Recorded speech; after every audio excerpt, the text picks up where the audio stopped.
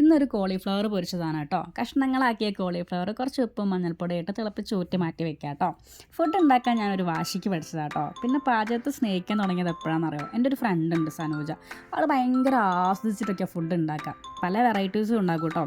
എന്നിട്ട് ഞാൻ പല കാര്യങ്ങളും പഠിച്ചത്, പല ഫുഡ് ഉണ്ടാക്കാൻ പഠിച്ചതും ആളുടെ അടുത്തു നിന്നാണ്. അതൊക്കെ കഴിക്കുന്ന സമയത്ത് ഭയങ്കര ടേസ്റ്റാണ് കേട്ടോ. എനിക്കിപ്പോഴും എൻ്റെ നാന്തുമ്പത്ത് ഉണ്ട് രുചി എന്നൊക്കെ പറയില്ലേ, അതുപോലൊക്കെ ആയിരുന്നു. ഭയങ്കര ടേസ്റ്റാണ് ആൾ ഉണ്ടാക്കിയ ഫുഡൊക്കെ. നമ്മൾ ഇങ്ങോട്ടേക്ക് വരാം.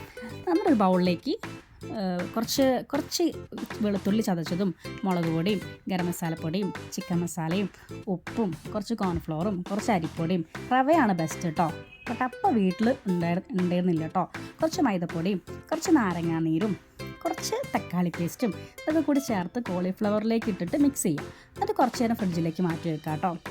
പിന്നെ അതിന് ശേഷം നമ്മൾ ഒരു ചെറിയ ചീനച്ചട്ടിയിലേക്ക് കുറച്ച് വെളിച്ചെണ്ണയും കുറച്ച് കറിവേപ്പിലയും കൂടി ഇട്ട് ചൂടാക്കിയിട്ട് അതിലേക്ക് ഈ സംഭവം കോളിഫ്ലവർ ഇടാം. എന്നിട്ട് പൊരിക്കാം.